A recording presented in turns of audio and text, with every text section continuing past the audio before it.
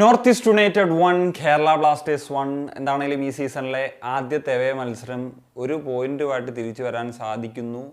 ഒരു ഡ്രോ ആണ് നോർത്ത് ഈസ്റ്റിൽ നമുക്ക് കിട്ടുന്നത് എന്നുള്ളതാണ്. സത്യം പറഞ്ഞു കഴിഞ്ഞാൽ ഈ ഒരു മത്സരത്തെ പറ്റി വിശേഷിപ്പിക്കുകയാണെങ്കിൽ കൈവിട്ടു പോയൊരു മത്സരം എന്നുള്ളത് വേണമെങ്കിൽ പറയാം. കാരണം ഈ ഒരു ഡ്രോയിൽ മിക്ക ആരാധകരും ഒരു ഡിസപ്പോയിൻറ്റഡ് ആണ്. അതിനുള്ളൊരു കാരണം നമ്മൾ മോശമായിട്ട് കളിച്ചിട്ടല്ല, നമുക്ക് കിട്ടിയ ചാൻസുകൾ നമുക്ക് കൃത്യമായിട്ട് കൺവേർട്ട് ചെയ്യാൻ പറ്റാത്ത സാഹചര്യങ്ങളിലൊക്കെയാണ്. നമുക്ക് ഈ ഒരു മത്സരം തീർച്ചയായിട്ടും ജയിക്കാമായിരുന്നു. നമ്മൾ കൺസീഡ് ചെയ്തിട്ടുള്ള ഒരു ഗോള് അതൊരു അനാവശ്യമായിട്ടുള്ള കാര്യമായിരുന്നു എന്നൊക്കെ ഉള്ളത് കൊണ്ടാണ്. അനാവശ്യം മീൻസ് ഒരു മിസ്റ്റേക്കിൽ നിന്ന് പറ്റിയതാണ് എന്നുള്ളതൊക്കെ ഉണ്ട്.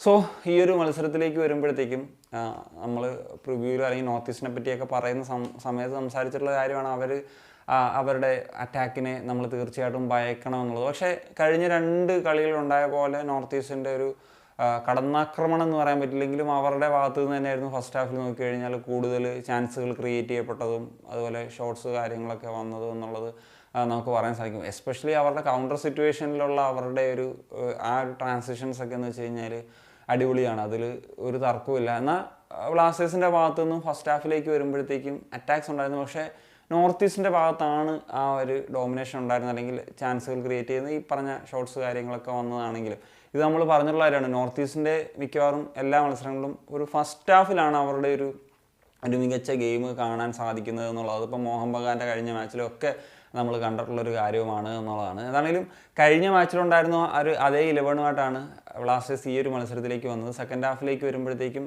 കൊയ്ഫിനെ ചേഞ്ച് ചെയ്തിട്ടാണ് പെപ്പറ വരുന്നത്. സോ എന്താണെങ്കിലും ബ്ലാസ്റ്റേഴ്സ് വഴങ്ങിയിട്ടുള്ള ഒരു ഗോൾ ആക്ച്വലി ഒരു ഫ്രീ കിക്ക് സിറ്റുവേഷനാണ്.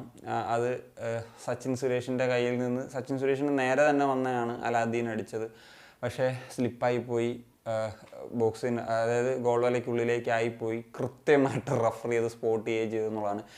ഇത് ഫൗൾ ചെയ്യുന്നത് നവോച്ചയാണ്. നവോച്ച ഇങ്ങനത്തെ ഇൻസിഡൻസ്, അതായത് ഡേഞ്ചറസ് ആയിട്ടുള്ള ഏരിയാസിൽ ഫൗൾ ഉണ്ടാക്കുന്ന ഒരു പരിപാടി അത് ഇടയ്ക്കിടയ്ക്ക് സംഭവിക്കാറുണ്ട്. അത് മിക്കതും ഗോളാകുമെന്നുള്ളതാണ് ഒരു പ്രശ്നമായിട്ട് വരുന്നത്. അപ്പോൾ ഈ ഒരു സാഹചര്യത്തിൽ ഇപ്പം സച്ചിൻ്റെ നിന്ന് സ്ലിപ്പായി പോയതാണെങ്കിലും അതൊരു ഗോളായി പോയി എന്നുള്ളതാണ്. അങ്ങനെയാണ് അവർ ഈ ഒരു മത്സരത്തിലേക്ക് വരുമ്പോഴത്തേക്കും ലീഡിൽ എത്തുന്നത്. എന്താണെങ്കിലും ഇപ്പം ഈ ഒരു മത്സരത്തിൽ പറഞ്ഞാൽ രാഹുൽ കെ പി തന്നെയാണ് ഒരു വിങ്ങിൽ കളിച്ചിരുന്നത്. രാഹുൽ കെ പി ഈ ഒരു മത്സരത്തിൽ അദ്ദേഹത്തിന് ഒരുപാട് അവസരങ്ങളൊക്കെ ഉണ്ടായിരുന്നു, അതൊക്കെ മിസ്സായി പോകുന്നൊരു സാഹചര്യം വന്നപ്പോഴത്തേക്കും ഇൻസ്റ്റൻ്റായിട്ടാണ് നമ്മുടെ മിഗായൽ സ്റ്റാറെ ഒരു തീരുമാനം ചേഞ്ച് കൊടുക്കുന്നത്. ഈ മിഗായൽ സ്റ്റാറേയും ഇവാനും തമ്മിലുള്ള ഒരു ഡിഫറൻസ് എന്താണ്? നമ്മൾ ചില ഓൺലൈൻ ചാനൽസിലൊക്കെ കാണത്തില്ലേ, ഇവർ തമ്മിലുള്ള വ്യത്യാസം പറയൂ, മിഗായൽ സ്റ്റാറേയും ഇവാൻ മുക്കോമനോവിച്ച് എന്ന് പറഞ്ഞു കഴിഞ്ഞാൽ നമുക്ക് പറയാൻ പറ്റുന്നൊരു പ്രധാനപ്പെട്ട ഒരു കാര്യമാണ്.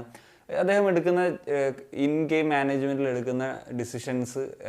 രാഹുൽ ആ ഒരു 3 തുടർ ഓപ്പർച്യൂണിറ്റീസാണ് വന്നത്. അതിനുശേഷമാണ് ഐമൻ വരുന്നത്. ഇപ്പം ഐമൻ്റെ ഭാഗത്തു നിന്ന് ഈ മാച്ചിൽ നമുക്കറിയാം, അതിലേക്ക് ഞാൻ വരാം, മിസ്സുകൾ സംഭവിച്ചിട്ടുണ്ട്. പക്ഷേ അദ്ദേഹം വന്നതിന് ശേഷം ആ ഒരു ടീം ഗെയിമിൽ നിന്ന് വന്ന് അദ്ദേഹം ഒരു അസിസ്റ്റ് നോവയ്ക്ക് കോൺട്രിബ്യൂട്ട് ചെയ്തത്. അത് നോവയുടെ ഒരു ബ്രില്യൻ ഫിനിഷാണ്. കാരണം അദ്ദേഹം റൈറ്റിൽ നിന്ന് കട്ട് ചെയ്ത് അദ്ദേഹത്തിൻ്റെ വീക്ക് ഫുട്ടായ ലെഫ്റ്റ് ഫുട്ട് കൊണ്ടിട്ടാണ് ആ ഒരു ഷോട്ട്, ബ്രില്യൻ്റ് ആയിട്ടുള്ളൊരു ഷോട്ട് എടുക്കുന്നതും നമുക്ക് ആ ഒരു ഗോൾ വരികയും ചെയ്യും. എന്താണെങ്കിലും നോവ വീണ്ടും ബ്ലാസ്റ്റേഴ്സിൻ്റെ രക്ഷകനായിട്ട് മാറുന്നു. ബ്ലാസ്റ്റേഴ്സിനെ സംബന്ധിച്ചിടത്തോളം ഒരു ജെം ആകുന്നു എന്നുള്ളതാണ്. കാരണം നോവയുടെ പെർഫോമൻസ് ഇപ്പോൾ എന്താണെങ്കിലും ബ്ലാസ്റ്റേഴ്സിനെ സംബന്ധിച്ചിടത്തോളം വളരെ ക്രൂഷ്യലായി മാറുന്ന ഒരവസ്ഥയാണ്. ഇപ്പോൾ കഴിഞ്ഞ സീസണിൽ നമ്മൾ ലൂണയുടെ കാര്യത്തിൽ ഇത് പറഞ്ഞെങ്കിൽ ഇത്തവണ അത് നോവയുടെ കാര്യത്തിൽ പറയേണ്ടി വരും. നമുക്ക് ആദ്യത്തെ ചില മത്സരങ്ങളുടെയൊക്കെ അടിസ്ഥാനത്തിൽ പറയുകയാണെങ്കിൽ. സോ ഐമാനെ സംബന്ധിച്ച് നോക്കുകയാണെന്നുണ്ടെങ്കിൽ ഇപ്പം ഐമാൻ നമുക്കറിയാം 90 മിനിറ്റ് കഴിഞ്ഞിട്ട് ഉണ്ടായിട്ടുള്ള ഒരു സംഭവം അറിയാലോ. അത് ആക്ച്വലി ഐമാൻ ഒരു ബ്രില്യൻ്റ് ആയിട്ടാണ് ഗോൾ കീപ്പറുടെ ഒരു സൈഡിൽ കൂടെ ബോൾ വിട്ടിട്ട് അതേ സൈഡിൽ കൂടെ അദ്ദേഹം ചെയ്ത് ഒരു ടച്ച് അങ്ങോട്ട് അടിക്കേണ്ടതേ ഉള്ളായിരുന്നു, ജസ്റ്റ് ഒരു കിക്ക് എടുക്കേണ്ടതുണ്ടായിരുന്നുള്ളൂ. പക്ഷേ അവിടെ ആക്ച്വലി എല്ലാം ശരിയായി. പക്ഷേ അവിടെ സെബാക്കോ എന്ന് പറഞ്ഞിട്ടുള്ള വളരെ എന്താ പറയുക ബ്രില്യൻ്റ് ആയിട്ടുള്ളൊരു ഡിഫൻഡറുടെ ഒരു പ്രകടനം, അതുകൊണ്ടാണ് അത് അടിക്കാൻ പറ്റാതെ പോയത് എന്നുള്ളതാണ്. കൃത്യമായിട്ട് വന്ന് അത് ക്ലിയർ ചെയ്യുന്നൊരു സാഹചര്യം വന്നു.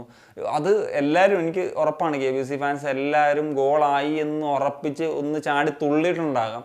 പക്ഷേ ആ ഒരു അവസരത്തിൽ നിന്നാണ് നഷ്ടമായി പോകുന്നത്. അതുപോലെ തന്നെ അതിനുശേഷം ഐമന് ഒരു ഹെഡർ ഒരു ക്രോസിൽ നിന്ന് ഐ തിങ്ക് കോർണറിൽ നിന്നാണ് തോന്നുന്നു വന്നിട്ട്, അത് ഗുർമീതിൻ്റെ ഒരു നല്ല സേവായിരുന്നു. അങ്ങനത്തെ എനിക്ക് തോന്നുന്നൊരു 3 അവസരങ്ങളോളം ഈ പറഞ്ഞ പോലെ 3-4 അവസരങ്ങളോളം ഐമൻ ഈ ഒരു മത്സരത്തിൽ കിട്ടിയിട്ടുണ്ട്. അതിൽ 1-2 എണ്ണം ഈ പറഞ്ഞ പോലെ ഇപ്പോൾ സബാക്കോയുടെ ആ ഒരു ബ്രില്യൻ സേവ്, അതുപോലെ ക്ലിയറൻസും, അതുപോലെ തന്നെ ഗുർമീതിൻ്റെ ഒരു ബ്രില്യൻ സേവ്. ഗുർമീത് ഈ മാച്ചിൽ ഉടനീളം നല്ല പെർഫോമൻസ് തന്നെയാണ് ആസ് എ ഗോൾ കീപ്പർ എന്ന നിലയിൽ നടത്തിയത്. കാരണം ഒരുപാട് ഷോട്ട്സും ഇതെല്ലാം അദ്ദേഹത്തിന് മികച്ച പ്രകടനം തന്നെയാണ് നടത്തിയത്. അപ്പോൾ സച്ചിൻ സുരേഷിൻ്റെ കാര്യം എടുത്തു കഴിഞ്ഞാൽ അദ്ദേഹം ആ ഒരു മിസ്റ്റേക്ക് വരുത്തി ഒഴിച്ചു കഴിഞ്ഞാൽ അദ്ദേഹത്തിൻ്റെ നല്ല മൂവ്മെൻ്റ് ഉണ്ട്. ഇപ്പോൾ എസ്പെഷ്യലി ഫസ്റ്റ് ഹാഫിൽ ജിതിൻ ക്രിയേറ്റ് ചെയ്ത് ഗുല്ലമ്മക്ക് കൊടുത്തൊരു അവസരം. അപ്പോൾ നമ്മൾ ഫസ്റ്റ് മാച്ച് ഫിലിപ്പിൻ്റെ ഒരു ഗോൾ ഉണ്ടായിരുന്നല്ലോ ലാസ്റ്റ് മിനിറ്റിൽ, അത് അവിടെ ഒരു ഫസ്റ്റ് പോസ്റ്റിൽ ഒരു സ്പേസ് കൊടുത്ത് അതിലൂടെയാണ് ഗോള് അടിച്ചതെന്നുള്ളൊരു കാര്യമൊക്കെ അന്ന് നമ്മൾ സംസാരിച്ചു. ഇത് കൃത്യമായിട്ട് അദ്ദേഹം ആ ഒരു സ്പേസ് കവർ ചെയ്തുകൊണ്ട് തന്നെയാണ് ആ ഒരു ഗ്യാപ്പിലൂടെ അടിക്കാൻ പോയപ്പോൾ അത് വളരെ നാരോ ആയിട്ടുള്ള സ്പേസ് ആയതുകൊണ്ട് അത് സൈഡ് നെറ്റ് ആയി പോകുന്നൊരു സാഹചര്യത്തിലേക്ക് വന്നത്. സോ KBCയെ സംബന്ധിച്ചിടത്തോളം സെക്കൻഡ് ഹാഫിൽ പറഞ്ഞ ഒരുപാട് ഓപ്പർച്യൂണിറ്റീസൊക്കെ ഉണ്ടായിരുന്നു. പക്ഷേ അതൊന്നും നമുക്ക് കൃത്യമായിട്ട് ഇത് ചെയ്യാൻ പറ്റിയില്ല. പ്രത്യേകിച്ച് അവർക്ക് ഒരു റെഡ് കാർഡ് കിട്ടി 10 മാൻ ആയിട്ട് ചുരുങ്ങിയ സാഹചര്യം വരെ ആയിരുന്നു ഉണ്ടായിരുന്നത്.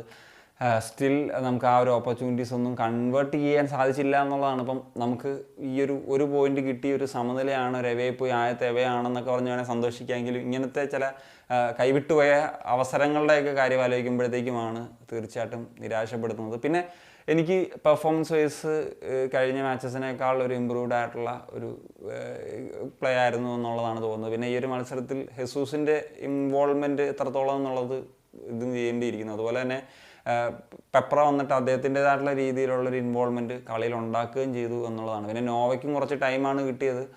അദ്ദേഹത്തിന് അങ്ങ് പ്രസൻസ് കാര്യമായിട്ടുള്ള രീതിയിലേക്ക് വരുന്ന തരത്തിലൊന്നും കാര്യങ്ങൾ വന്നിട്ടില്ല എന്നുള്ളതാണ്. പിന്നെ ഏറ്റവും ഇമ്പോർട്ടൻ്റ് ആയിട്ടുള്ള പെർഫോമൻസ് നടത്തിയ താരം പ്രീതം കോട്ടാൽ തന്നെയാണ്. What A performance! ഇന്ന് ഡിഫൻസിൽ ഒരു കൃത്യമായിട്ടുള്ള പ്രകടനം തന്നെ അദ്ദേഹത്തിന് നടത്താൻ സാധിച്ചു എന്നുള്ളതുമാണ്. എനിവേ, നമുക്ക് ഒരു എവേ മത്സരത്തിൽ, ആദ്യത്തെ എവേ മത്സരത്തിൽ ഒരു പോയിന്റുമായിട്ട് മടങ്ങാൻ സാധിച്ചു. പെർഫോമൻസ് വൈസ് ഓക്കെയാണ്, പക്ഷേ 3 പോയിന്റ്സ് കിട്ടിയില്ല എന്നുള്ളൊരു വിഷമം മാത്രമാണ്. അപ്പോൾ എന്താണ് നിങ്ങളുടെ ഒപ്പീനിയൻസ്? തീർച്ചയായിട്ടും കമ്പോസ് ചെയ്യാൻ വേണ്ടി കാണുക. Signing off.